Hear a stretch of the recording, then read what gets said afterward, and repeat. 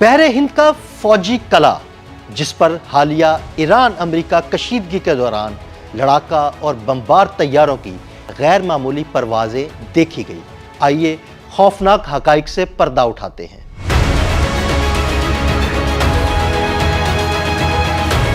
بحر ہند کے نیلگوں پانیوں میں ایک چھوٹا سا جزیرہ جس کا نام شاید عام دنیا نے کبھی سنا بھی نہ ہو، آج عالمی اسٹریٹجک نظام کا ایک کلیدی ستون بن چکا ہے۔ ڈیگو گارسیا ایک ایسا جزیرہ ہے جو اپنی قدرتی خوبصورتی سے زیادہ اپنی جنگی اہمیت کی وجہ سے جانا جاتا ہے۔ یہ جزیرہ برٹش انڈین اوشن ٹیریٹری کا حصہ ہے اور یہاں موجود مشترکہ برطانوی اور امریکی فوجی اڈہ گزشتہ نصف صدی سے دنیا کی بڑی عسکری کارروائیوں میں ایک خاموش مگر فیصلہ کن کردار ادا کرتا آ رہا ہے۔ ڈیگو گارسیا بحر ہند کے وسط میں واقع ہے، جہاں سے ایشیا، مشرق وسطی اور افریقہ کے کئی ممالک پر بآسانی فضائی اور بحری کارروائیاں کی جا سکتی ہیں۔ یہ قدرتی بندرگاہ کی حیثیت رکھتا ہے اور اس پر 24 گھنٹے متحرک ایئر بیس، نیول بیس، سیٹلائٹ مانیٹرنگ اسٹیشنز اور انٹیلیجنس مراکز موجود ہیں۔ یہاں موجود ایئر بیس اتنی وسیع ہے کہ B-52 بمبار، B-1 اور B-2 اسٹیلتھ بمبار طیارے، ٹینکر اور ڈرونز بآسانی تعینات کیے جا سکتے ہیں۔ 2001 میں امریکہ نے جب افغانستان پر حملہ کیا تو اس کے طیارے ڈیگو گارسیا سے ہی اڑے۔ یہاں سے پرواز بھرنے والے B-52 بمبار طیاروں نے طویل فاصلہ طے کرتے ہوئے طالبان کے ٹھکانوں کو نشانہ بنایا۔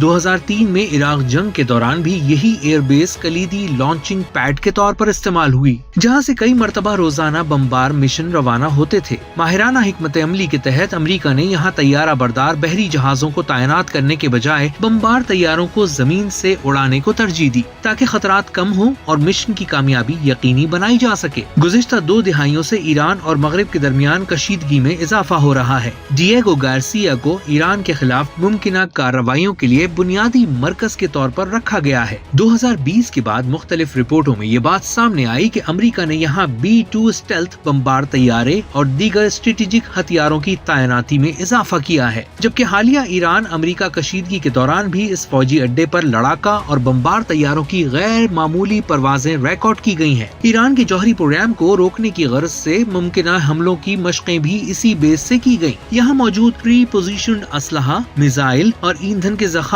اس بات کی اجازت دیتے ہیں کہ کسی بھی وقت ایران کے خلاف فوری کارروائی کی جا سکے۔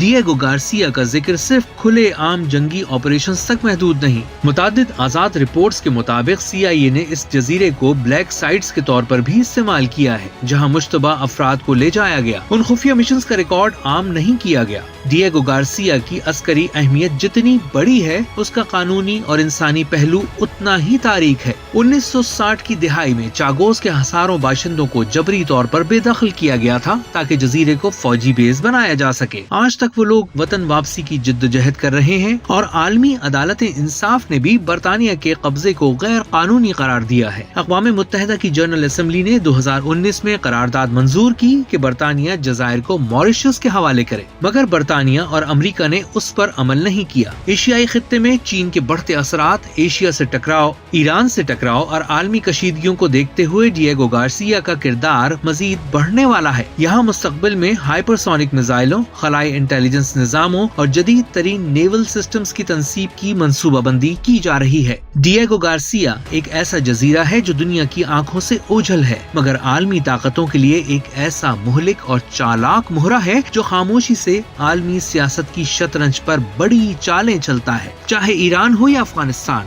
مشرق وسطی ہو یا افریقہ، یہاں موجود ایئر بیس ہر جنگ کے پس منظر میں ایک نہایت فعال اور فیصلہ کن کردار ادا کرتی ہے۔